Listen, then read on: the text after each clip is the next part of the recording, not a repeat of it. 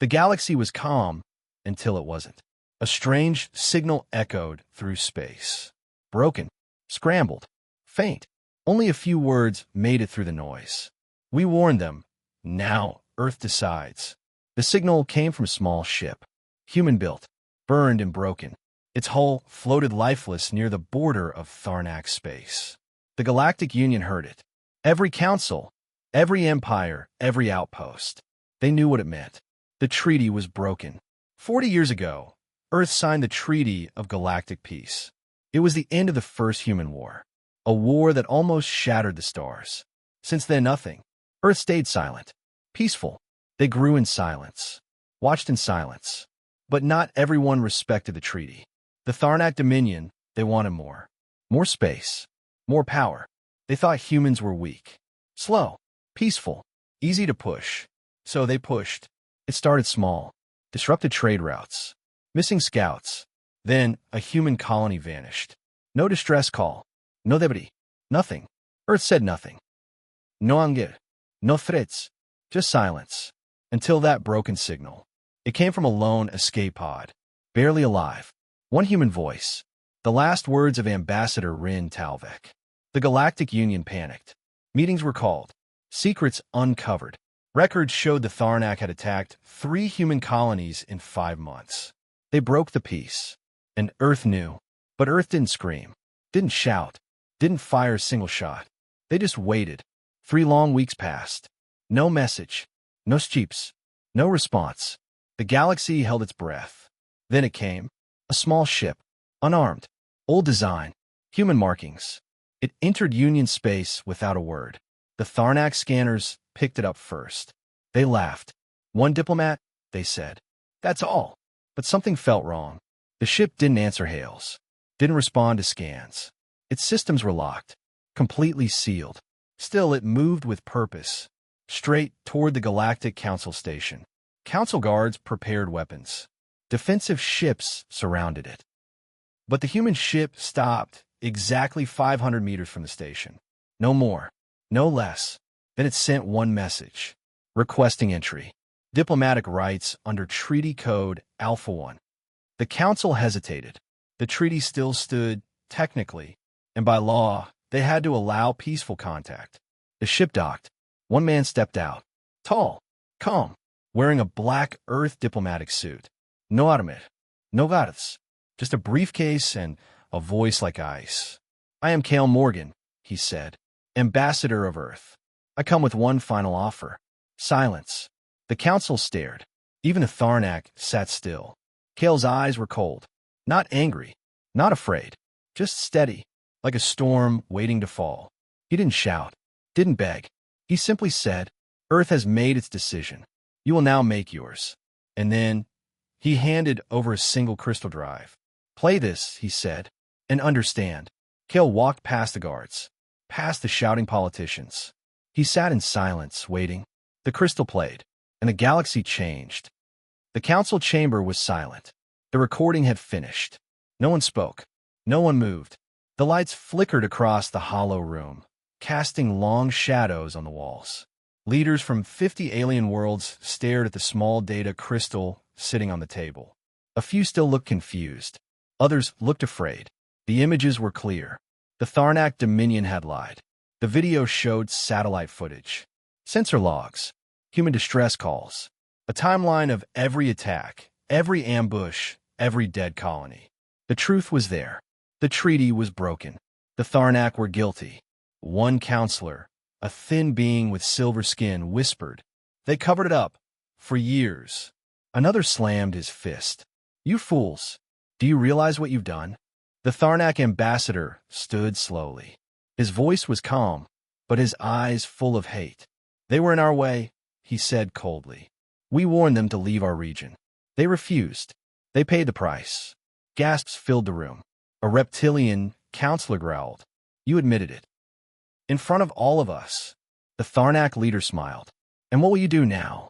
Protect the humans? Submit to their threats? Before anyone could answer, the door opened. Cale Morgan walked in. His steps were slow, controlled, unshaken. He stood in the center of the chamber and looked around. I trust you've seen the file, he said. No one replied. Kale placed a second crystal on the table. This contains Earth's final terms. The words hit like a hammer. Final terms. Not suggestions. Not requests. Terms. A silence followed. Then the oldest member of the council, a wise and ancient creature, spoke in a tired voice. Ambassador Kale, what are these terms? Kale did not smile.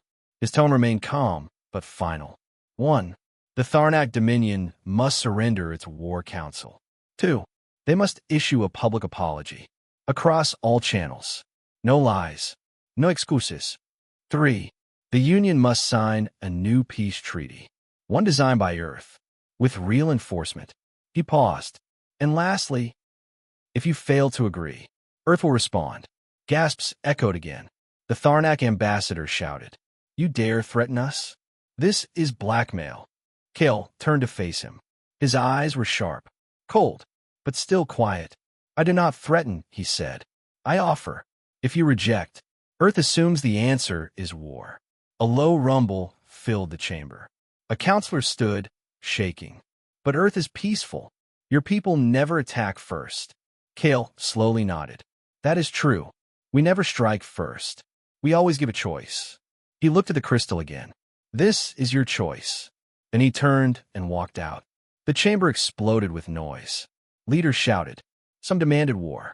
Others begged for peace. The Union had never faced anything like this. The humans were calm, but calm in a way that felt wrong.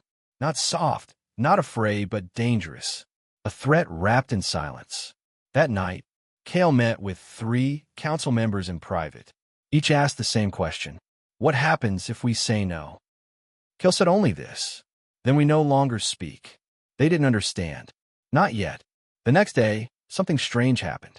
A Tharnak battleship sent a distress signal. They had been patrolling near the outer rim. Then, something disabled their systems. Engines dead. Lights gone. All sensors blind. Then, just before the signal ended, the crew whispered 2 words. It's here. Silence. No wreckage was found. No trafe. Only empty space and a radiation signature no one could explain. The Tharnak leadership called it sabotage. They blamed Earth. But Earth didn't reply. Kale sat quietly in his quarters aboard the diplomatic station. He watched the stars and waited. The council grew restless. Another ship vanished. This time from a different species. Then a third. Always near the edges of space. Always without warning. Panic spread. Is this Earth's doing? Are they testing us? Why haven't they made demands? But Kale made no more statements. Only one message was sent. You now have 48 hours to decide. The council sent probes, scanners, drones. Nothing came back. Some believed it was all a bluff. Others weren't so sure. Then something changed. A Union science station picked up a massive gravitational ripple. It wasn't a planet. It wasn't a star. It was something artificial. And it was moving. Fast. Ships went to investigate. Only static returned. The scientist in charge spoke to the council by emergency transmission. Her face pale. Her hands shaking. I don't know what they built, she said. But it's big. Bigger than anything we've seen. She swallowed hard. And it's not following any laws of physics we understand. Inside the diplomatic station, Kale prepared for his final meeting. He wore the same black suit. The same calm expression. When the council entered the room, he stood. Have you reached your decision? He asked. The Tharnak slammed their fists. We will never bow to Earth. Others said nothing. A few lowered their heads. The council chair finally spoke. We need more time. Kale looked down at his wrist device. No, he said softly. You had time. He walked to the window. The stars looked calm, but the silence carried weight. I will remain here for 12 more hours, Kale said. After that, Earth will decide for you. Then he left the room. No one followed. In those final hours, the galaxy changed. Ships repositioned. Colonies went dark. A shadow moved across the stars. And on every council screen, a countdown began. 12 hours. The numbers ticked, second by second. And Earth said nothing more. Kale said nothing more. Because Earth had given its last offer. And the stars now waited for the answer. Ships were disappearing. No warning. No explosion. Just gone. Patrols sent into deep space were vanishing without a trace. Tharnak cruisers, Union scouts, even a Zalari dreadnought. One moment there, next moment nothing. At first, they blamed black holes or sensor errors. But then, a single signal broke through the static.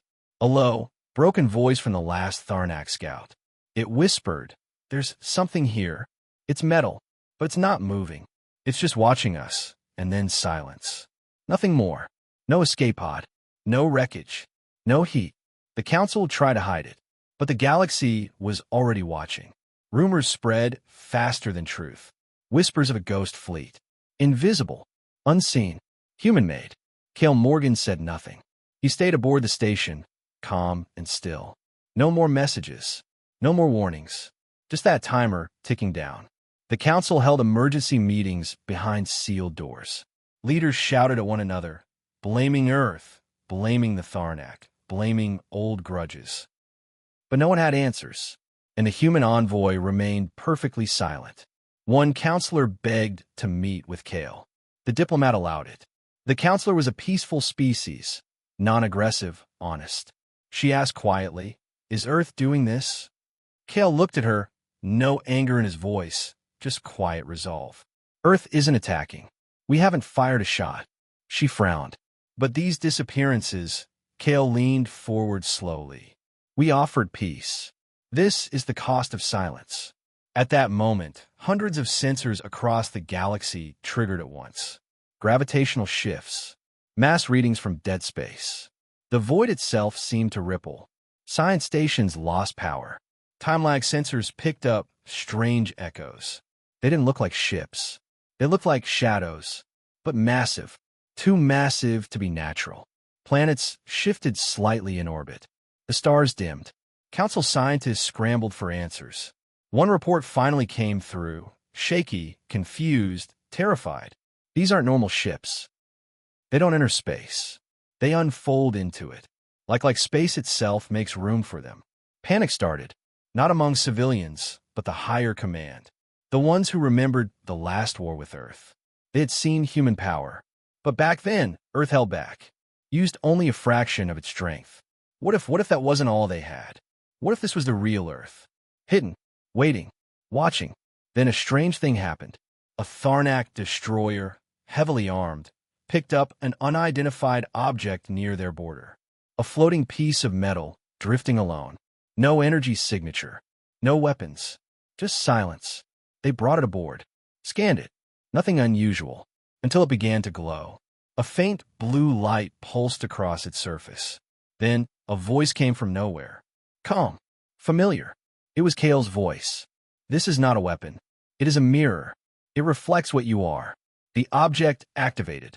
It showed every Tharnak commander their own face. But twisted, broken, scarred by war. It showed them the colonies they destroyed. The children. The unarmed civilians. Every lie they told. Every crime. Then the ship shut down completely. Blackout.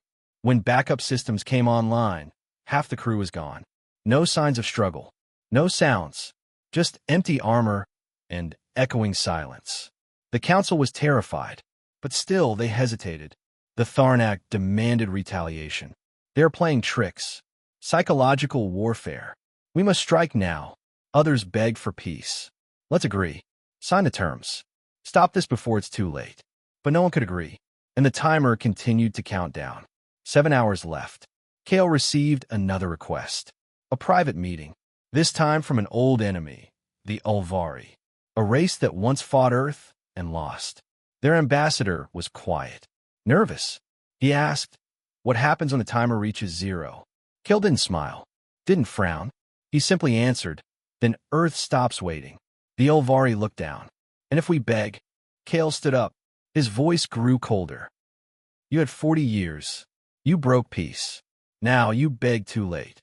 Elsewhere, civilians across the galaxy began to notice the change. The stars themselves looked different, brighter or dimmer. The constellations looked off, as if something massive was blocking distant light. Some thought it was their imagination. Others started to pray. At that moment, the Galactic Union's oldest ship, a relic from the First Contact era, received a strange message. Not digital, not audio, a pressure wave, like gravity was trying to speak. The ship's AI translated it into 3 simple words. We remember everything. The message was sent only once. Then the ship's hull bent inward, slowly, silently, until it folded into itself and disappeared. No explosión, just deletion. The Council now faced panic. Their power meant nothing. Their fleets were vanishing. Their science could not explain what was happening. Earth was not attacking with weapons. Earth was using fear, silence, memory, truth. And whatever was hiding in the dark, it obeyed Kale. But Kale never gave commands. He just waited. On board the diplomatic station, Kale sat by a window, watching the stars. Alone, calm. A security officer walked past him. The officer was young, curious. He asked, "Sir, are we at war?" Kale turned slowly. "No," he said. "This isn't war. This is consequence." The countdown reached 5 hours. Ships began to leave Union space. Some fled. Some surrendered. A few tried to hide. None escaped the watch of the shadows. Council leaders now begged Earth for answers. For mercy. For another chance. Kale said nothing. But deep in the system, far from any star, something ancient began to awaken. It didn't have a name. It didn't have a crew. It was built long ago by humans who feared this day would come. It didn't send messages. It didn't ask questions. It only opened its eyes. And when it did, stars began to blink out. The countdown was ticking. 4 hours left. No answers. No response from Earth. Just Kale Morgan sitting in silence. Watching. Waiting. Inside the council chambers, panic had turned to rage. The Tharnak leaders shouted across the room, their faces red with fury. "We cannot allow Earth to humiliate us. We are warriors. We do not kneel." Their fists slammed the table. Their voices echoed across the marble walls. Other species sat frozen, some afraid to speak, some too angry to stay silent. The council chair, a calm elder from the planet Solon, raised her hand. Her voice trembled slightly. "Earth offered terms. We are still within the deadline. Let us sign. Let us end this before it's too late." But the Tharnak snarled. "It's already too late. Earth has made this personal. They want to destroy us." "No," came a voice from behind them. It was Kale. He entered without a sound. No gatas. No noise. Just his slow, heavy steps across the floor. He looked around the room, his eyes empty of fear. Then he placed a small black object on the table. The council stared. Kale pressed a button, and the room changed. The walls went dark. A hologram appeared in the air above them. They saw Earth. Not the peaceful, blue world they remembered, but something else. They saw giant machines hidden beneath the oceans. They saw ships being born inside artificial moons. They saw black structures wrapped around entire stars. They saw fleets, thousands of ships waiting in silence. They weren't moving. They weren't flying. They were sleeping, waiting to be told. Kale's voice filled the room. "This is what Earth did while you laughed." A quiet hum followed. Then the hologram changed. Now, it showed the Tharnak war crimes. Hidden reports, secret attacks, torture camps, civilian executions. All of it. Kale looked at the Tharnak ambassador. "You didn't just break the treaty," he said. "You buried it. You burned it. You spit on peace and smiled." The Tharnak leader said nothing. His hand shook. Kale leaned forward slightly. "Earth forgave once, and you thought it made us weak, but made us patient." He looked around the council. "And now we give you one last chance." He clicked the object again. The lights returned. The silence grew heavy. One counselor finally spoke. A small insect-like being from a neutral world. "What happens if we agree to your terms?" Kale didn't blink. "Then we leave. No war. No ships. No judgment." Another voice came. "And if we refuse?" Kale turned toward the window. He pointed to the stars outside, then whispered, "Then they come." The council broke into chaos. One side shouted for surrender. Another called Kale a terrorist. A few tried to stall. But one thing was clear now. Earth wasn't bluffing. Back in the deep of space, strange objects were being detected again. This time, hundreds of them. But not like before. These weren't shadows. They were clear. Visible, cold, massive. Some shaped like blades, others shaped like eyes. They moved without engines. They bent space like a sheet of cloth. And they were getting closer. One scientist, alone in an observatory, watched them pass. He didn't call for help. He didn't scream. He just whispered, "This is how the stars end." Back on the station, Kale sat in his private room. He opened a small file on his wrist device. It showed images from long ago. Earth cities in ruins. Soldiers bleeding under red skies. Children hiding in burned-out homes. The First War. The war that should never have happened. The war the galaxy had forgotten. But Kale hadn't. His father died in that war. So did his mother. He was raised by silence. Trained by those who remembered. And now he had returned. Not for revenge, but for closure. The door opened behind him. The council chair entered. She didn't speak at first. She stood there, tired, eyes full of weight. Finally, she asked, "If we sign this new treaty, will it truly end?" Kale looked at her. "Yes," he said, "but this is the last one. There will be no more after this." She nodded slowly. "We will vote," she said, "and hope the others understand." Kale stood. "You have 2 hours left." Elsewhere, a Tharnak strike force prepare their ships. Over 100 warships, fully armed. They had no intention of surrendering. They didn't believe in peace. They believed in power. "Fire first," their general said. "Strike before the humans blink."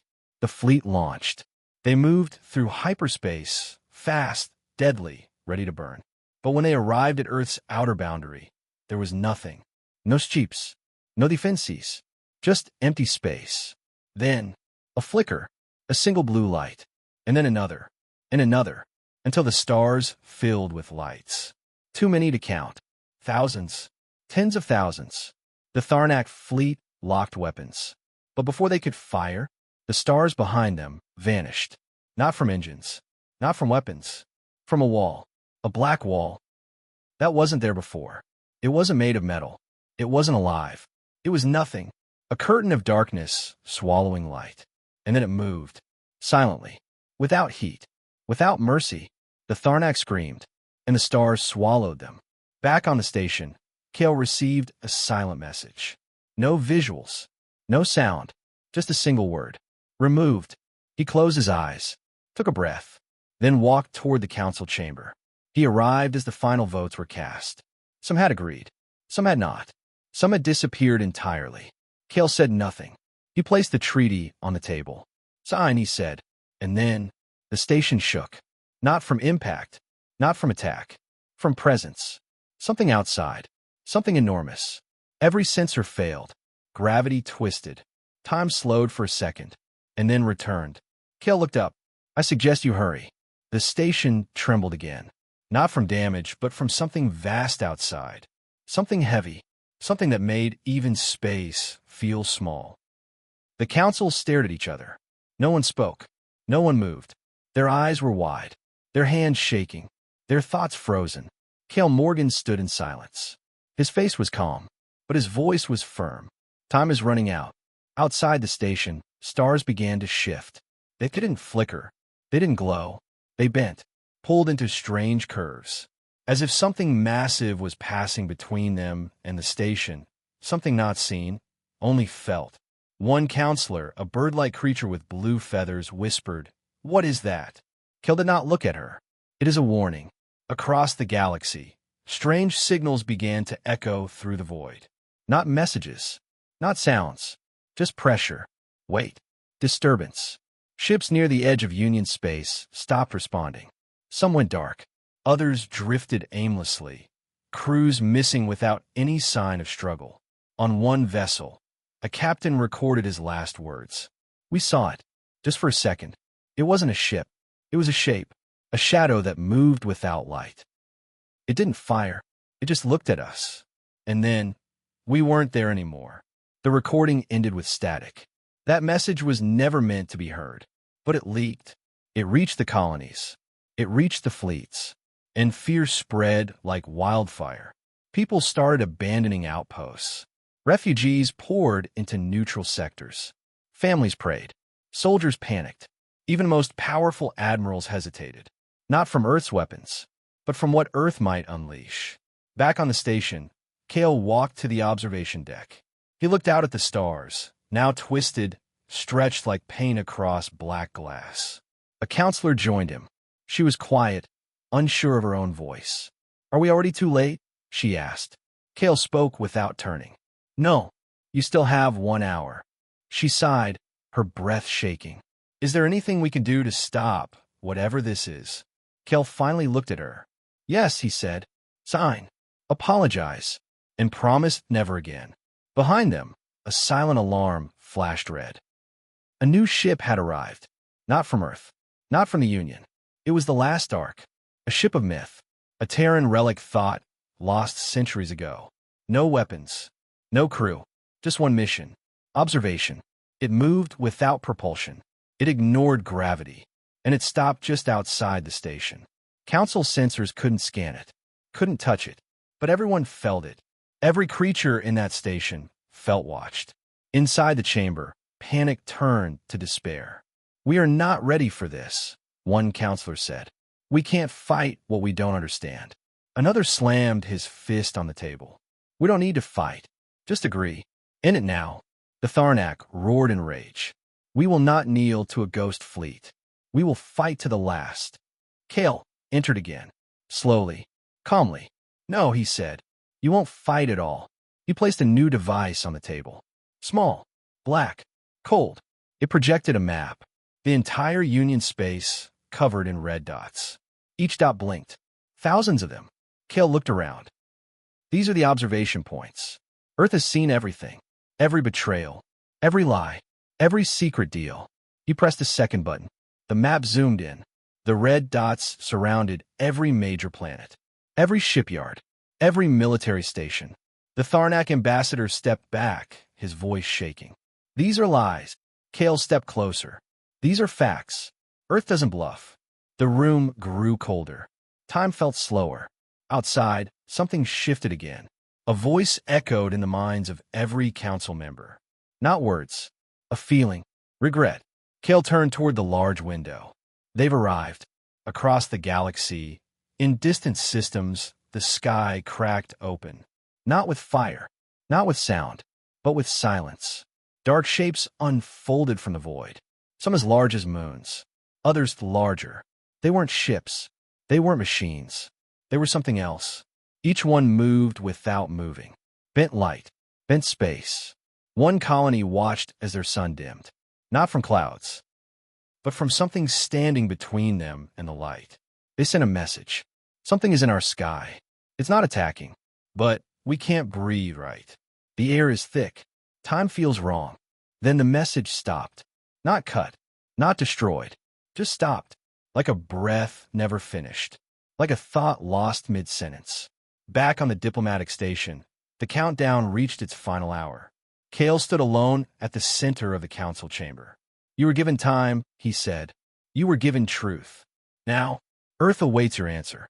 One by one, council members stepped forward. Some signed the treaty. Others bowed their heads and walked away. But the Tharnak refused. They stood tall, proud, defiant.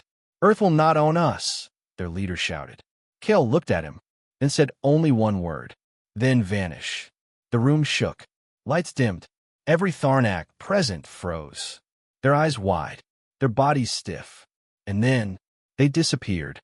No scream, no fire, just silence and empty clothes. No one moved. Kale turned to the council. "There will be no more war. The treaty will be kept." He tapped his wrist. The black wall outside began to shift. Fold away. The shadows disappeared. The stars returned. But not all of them, because some lights would never come back. On Earth, millions watched from command centers. They didn't cheer. They didn't smile. They stood in silence, heads bowed. Because this wasn't a victory. This was a warning.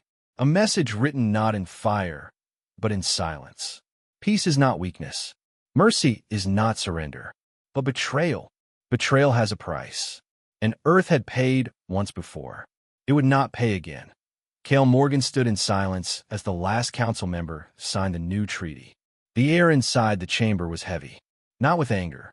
Not with victory. But with something deeper. Something colder. Fear mixed with understanding. The shadows outside had gone. The black wall that once blocked out the stars had folded back into nothing. But everyone knew it wasn't gone. It was waiting. Kale didn't speak.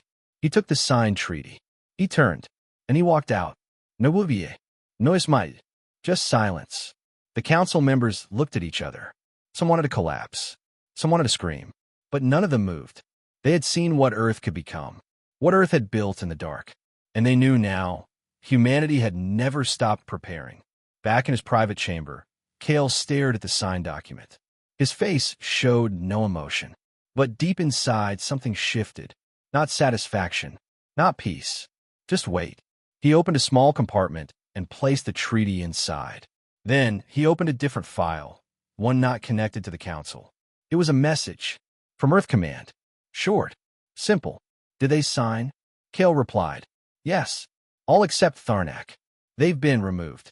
Another reply followed. Acknowledged. Operation Void Chain successful. Return home. Kale closed the screen. He looked out the window again. The stars had returned. But they looked smaller now. And Kale knew why. Because once you've seen what lives behind the stars, you never look at light the same way again. Far away, in the core of Tharnak's space, something stirred. A backup AI in a Eden fortress activated. It detected missing signals. No life signs. No command orders. Only silence. The AI scanned records. Then it triggered its final directive. Retaliate. Massive storage bays opened. Ancient war drones powered on. Over 2,000 Tharnak war machines woke from stasis. They were not built for defense. They were built for extinction. The AI uploaded one command to all units. Target, Earth. Priority, total erasure. The drones launched into hyperspace. No pilots, no mercy. They would not stop until Earth burned. But Earth knew, because nothing escaped Earth's eyes now. Even before the drones entered Union space, they were seen. Tracked, marked. From a small moon near the Terran border, a hidden structure unfolded. Not a ship, not a station. Something else. Something built not to fight, but to end fights. Its name, the Silence Engine. It had no weapons, no shields, only one purpose: erase threats from reality. The drones approached, thousands of them, their weapons charged, their engines roaring. But before the first reached Earth's outer defenses, the Silence Engine pulsed. Once, and every drone froze, time bent, their metal cracked, their programming erased. In a single second, they were gone. No explosion, no noise, just nothing, as if they were never created. Inside Earth's deep vaults, the generals watched the event on silent screens. One turned to the others. We should destroy the AI nest, he said. But another general shook her head. No, let it remain. Let them remember what happened today. They will rebuild, someone warned. The room went quiet. Then Kale's voice came over the secure line. No, they won't. Back at the Galactic Union's central hub, messages flooded in. Small species sent thanks. Neutral planets sent pledges of peace. Even former enemies sent coded apologies. The galaxy had seen the line that Earth drew in the dark, and no one wanted to cross it again. The Council declared the Tharnak officially dissolved. Their territory was to be divided peacefully, their technology locked, their symbols banned. But Kale knew the truth. Peace didn't last forever. It never did. He returned to his ship, the same old, unarmed vessel. He sat in the pilot's seat and watched the station vanish behind him. His assistant AI spoke softly. Destination? Kale answered. Home. The ship turned and entered the void.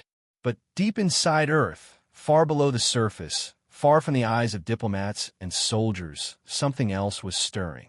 A vault, older than the war, older than the Council, sealed for generations. Its walls were thick, made from alloys no one could name. Inside it, a chamber. And inside the chamber, a presence. Not AI, not machine, not man. Something made, but never awakened. Until now, as the treaty was signed and the Tharnak removed, the presence opened its eyes. A red glow filled the vault. It whispered, not in voice but in thought, we are not finished. One day, they will break the peace again, and we will be ready. The chamber sealed once more. The presence returned to sleep, and Earth continued forward, watching, waiting, and never forgetting. Somewhere in deep Union space, a scavenger ship picked up a strange signal. It was weak, old, but it pulsed in a rhythm the pilot didn't understand. He called it in. The message was decoded. It was a human voice. Not recent, not alive, but still broadcasting. We warned them. Now Earth decides. The pilot shivered. He shut the signal off and left the sector. Some warnings are meant to be heard only once. Back on Earth, Kale stood alone on a high cliff. He looked at the oceans below. Birds flew past him. Waves crashed softly. The world was quiet. But Kale knew silence never lasted. The galaxy now understood Earth. Not through war, not through invasion, but through restraint. Power held back is more terrifying than power unleashed. Kale looked up at the sky. He whispered to himself, "We gave them peace, and they broke it." His eyes narrowed, so he gave him silence. The stars were peaceful again. The galaxy had returned to normal on the surface. Trade routes reopened. Ships moved freely. News broadcasts told stories of peace and cooperation. Some believed the crisis had ended. Others hoped it had.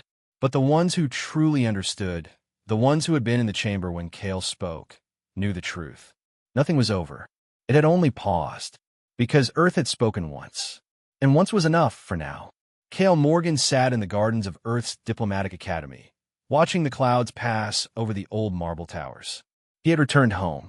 The treaty was signed. The Tharnak were gone. But peace didn't bring him comfort. He didn't sleep, didn't rest. He only watched. One of the students approached. A young girl, wide-eyed and full of curiosity. She held a data pad and bowed politely. "Sir Kale," she asked, "what really happened out there?" Kale looked at her. His eyes were sharp but tired. "What do you mean?" "The stories. The darkness. The ships that vanished. The silence." Kale said nothing for a long moment.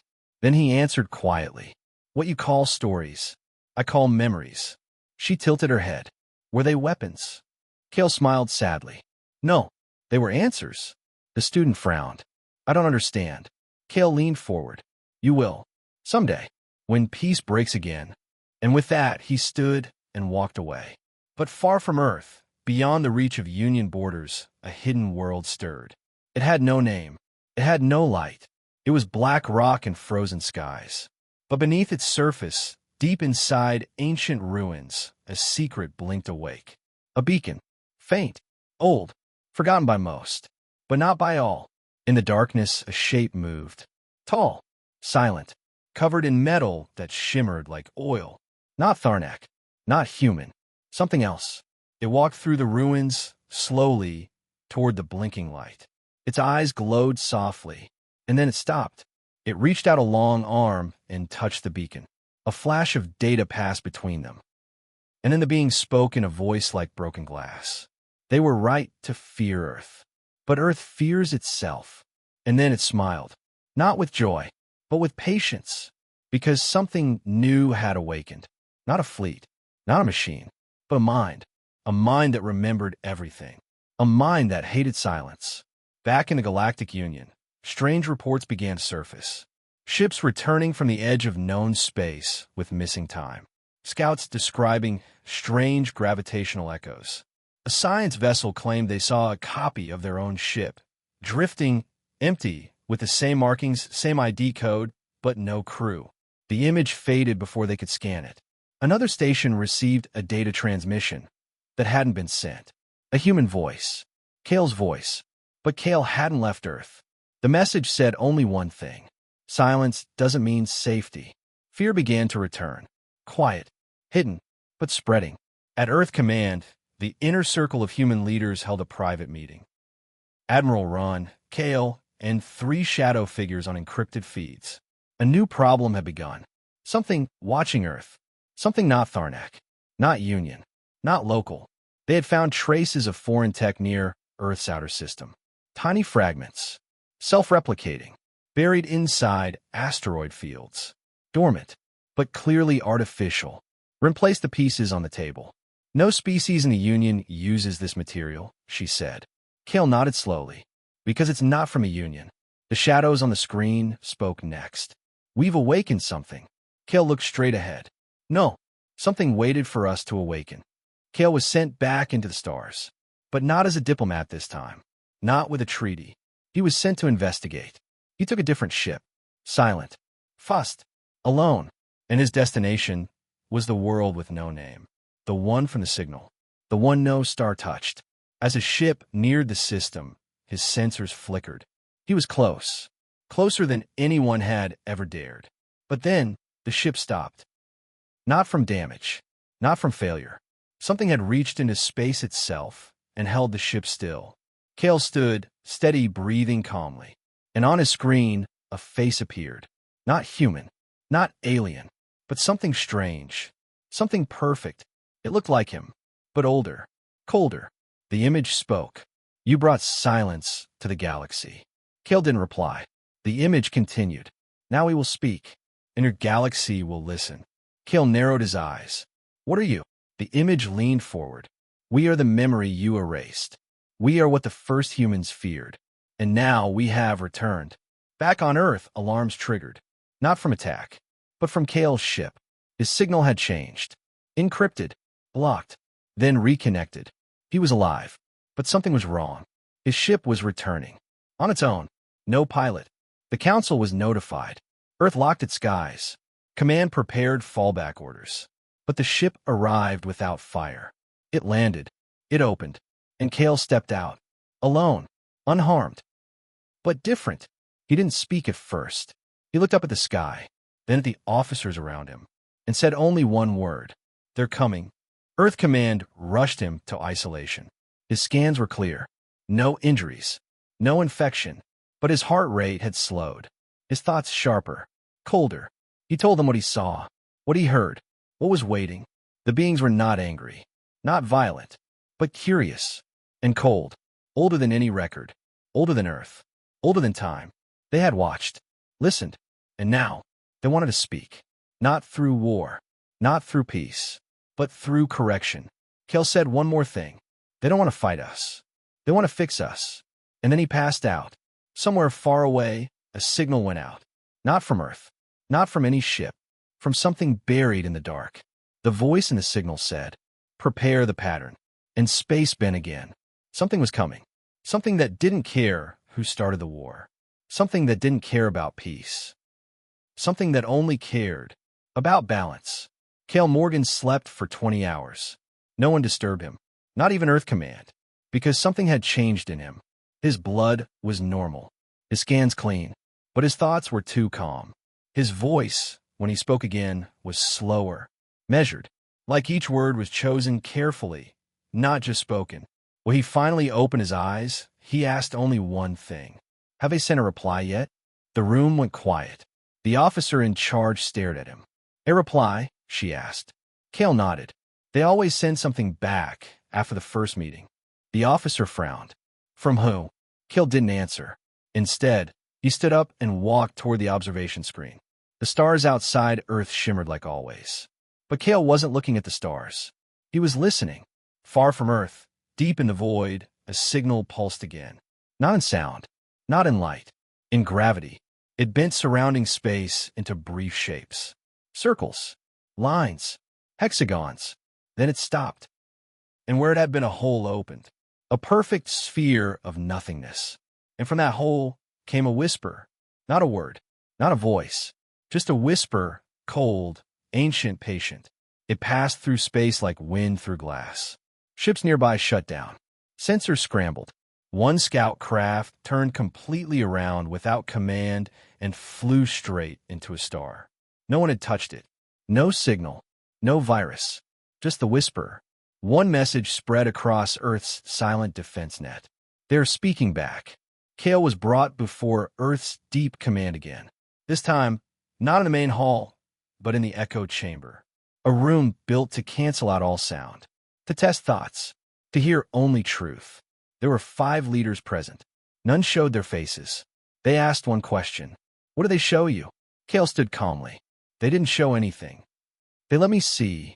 The room waited. Kale continued. They're not from this galaxy. They're not from any galaxy. They come from outside all of this. Past stars. Past time. They don't live. They continue. One voice spoke. What do they want? Kale's answer was quiet. To fix us. To correct the wound. A long silence followed. Then another question. Do they consider Earth the wound? Kale looked up. No. They consider existence the wound.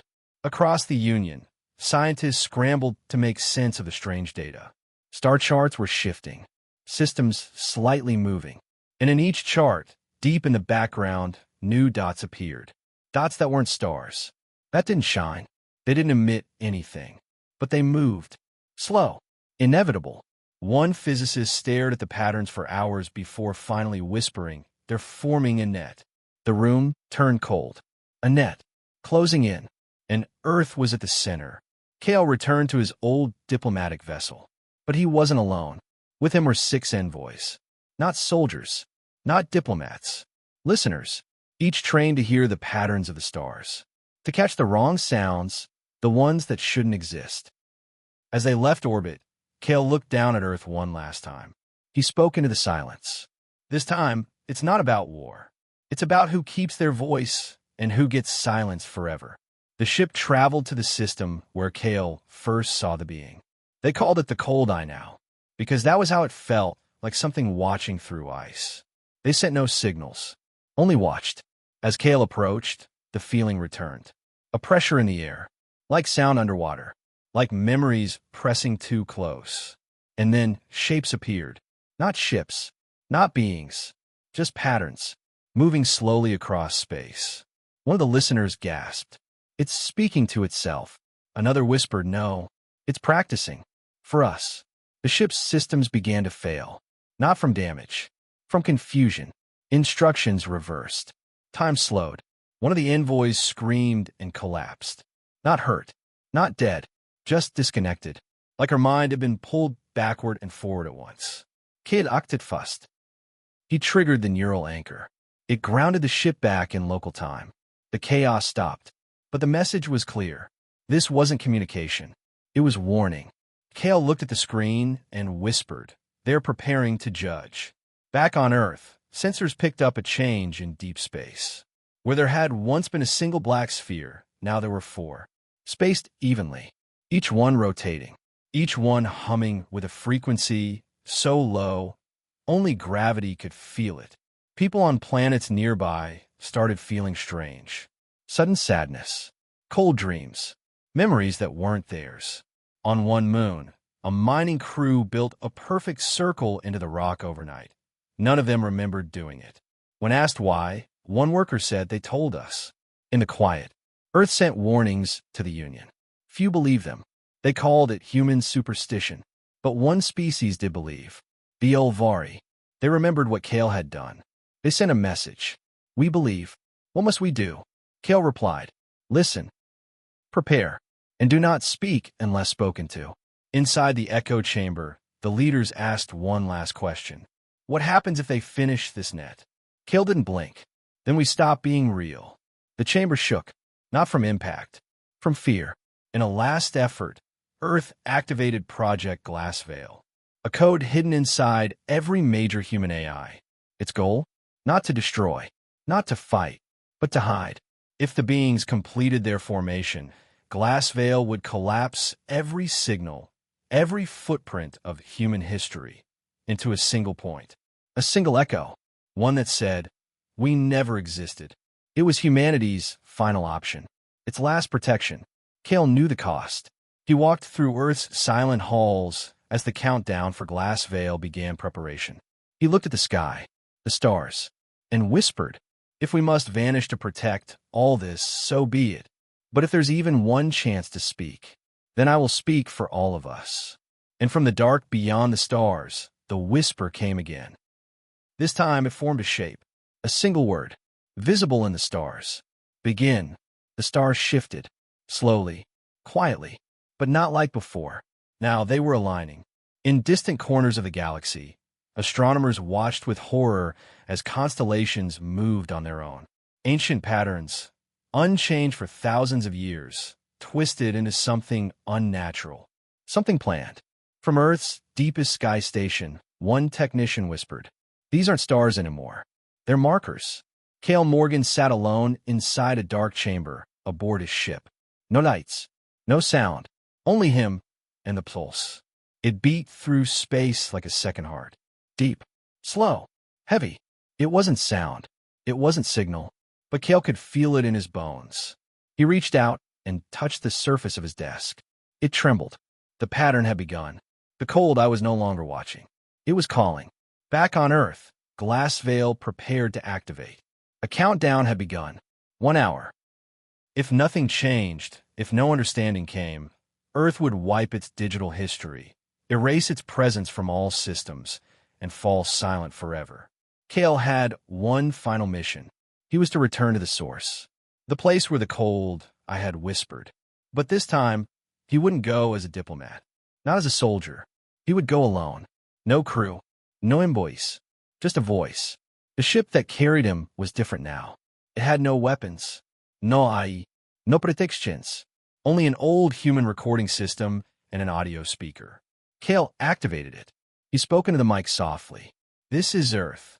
We know what we've done. We know what we've become." His voice echoed back at him. It sounded small, human. He pressed a second button.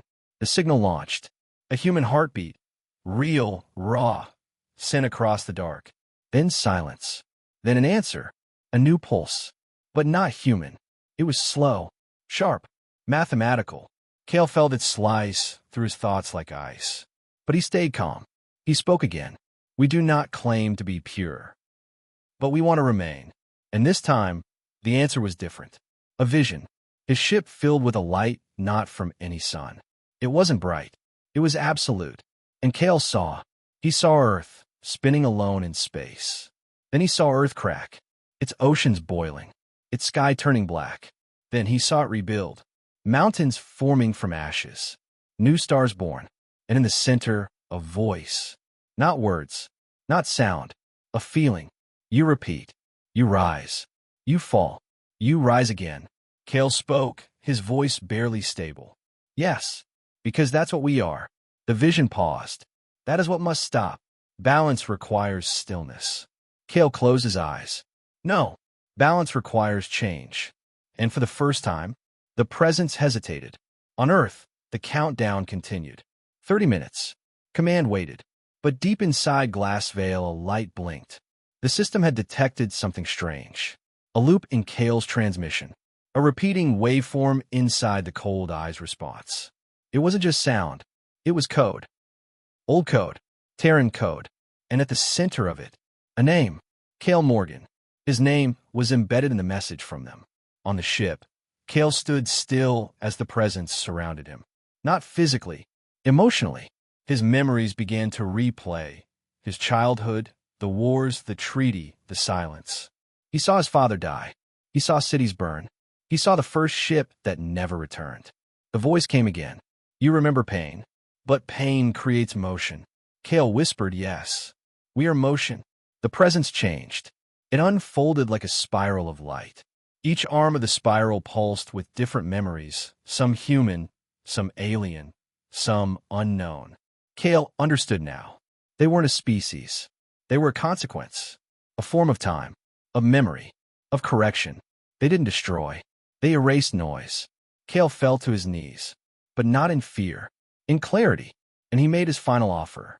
"Then keep the noise," he said. "Let's be chaos. Let us be story. Let us be the broken song that still sings." There was no reply, only a slow fade of light, and then a whisper. "One chance. Speak for all. If your truth matches your action, we will wait." Cale opened his recorder.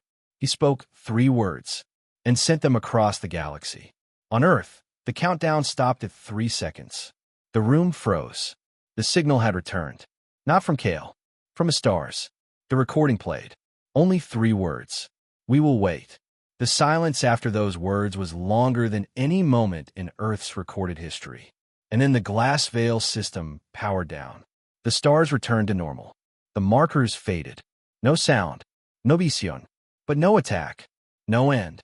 Earth remained, because Cale had bought them time. But no one knew what Cale said. His ship never returned. His body was never found. The only thing recovered was the recorder. And inside it, just one private file. Locked, encrypted, marked, if they come again. And inside, a voice. His voice. Calm, unshaken, saying only this. If you hear this, I failed. Prepare the silence engine, and make sure they remember who we were. The galaxy slept again. No war, no invasion, no weapons fired. But under the surface, no one was at peace, because silence had returned. And this time it meant something. Not safety, not surrender, but warning. Across the Galactic Union, leaders whispered in dark rooms. They didn't talk of Earth's armies. They didn't talk of Kale Morgan. They talked about the message. We will wait. Simple, empty, terrifying, because no one knew how long, and no one knew what would happen if the wait ended. Earth buried the silence engine, deep under Antarctica, locked in a vault of black stone and graviton chains. It was never meant to be used again, but it would never be destroyed, because if Kale's message ever stopped working, if the balance shifted once more, humanity would not beg. It would vanish, on its own terms. In the halls of Earth's Academy, young diplomats were trained differently now. They were not taught only how to speak. They were taught how to listen. Because in the black between stars, there were listeners older than time. And if you listen wrong, you might wake them again. Years passed, then decades. The cold I never returned, but its echo remained. Every deep spaceship was required to carry a voice core, a single capsule holding Kale's final message. It was not technical, not strategic, just human. The message said, we are flawed, but we are learning. We are loud, but we also listen. We are many things, but most of all, we are still here. Many species began to add their own messages. Simple voices, honest thoughts, not perfect, but real. And slowly, something began to change. Peace was no longer built on treaties or rules. It was built on memory, of what silence cost. One day, on a far colony in the Zentar Belt, a child was born. Her name was Isla. She was curious, strange. She asked questions others didn't ask. One night, she stared at the stars and said, "Why are they so quiet?" Her father smiled sadly. "Because they listen to a man named Kale Morgan." She blinked. "Who is he?" The father thought for a while, then replied, "He was the one who spoke when no one else could." Elsewhere in the galaxy, in a dark zone never marked on any map, a black object drifted. No lights, no sound, just cold metal and deep memory. Kale's ship, still untouched, still whole. Inside, the recording continued to loop. "We will wait. We will wait. We will wait." But then, after decades of stillness, a new voice replied. Not a whisper, not a scream, just calm, ancient, and familiar. It said, "Then we will listen." Back on Earth, alarms did not trigger. No panic spread, because this time, it was not a warning. It was a conversation, the first true one, between motion and stillness, between flawed minds and perfect balance, between humanity and the unknown. In the vault where Kale's last file was stored, a new message appeared. No one had opened the system in years. The file pulsed gently. And when they played it, the message was short. Kale's voice, older now, almost at peace. "If they're listening, speak wisely. Because words shape stars, and stories outlast time." The file ended, and silence returned. But not the heavy silence of fear. This one felt different, like the pause between breaths, the quiet before understanding.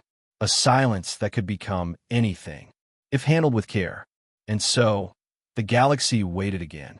But now it waited with hope, not fear, because one human spoke when all others were silent. And one message held the stars together, not with force, not with war, but with truth. Years later, a monument was built in the center of Earth's old diplomacy ring. A simple stone tower, no weapons, no banners, just a name carved deep. Kale Morgan, the voice between stars. Below it a plaque, only one sentence. He spoke, and the stars listened. And somewhere, far beyond what anyone could see, past the cold, past the dark, past even time itself. A presence watched and smiled, not with joy, but with understanding, because even they, old as silence, had learned something new. Not all chaos must be erased. Not all noise must be silenced. Some voices are meant to echo forever.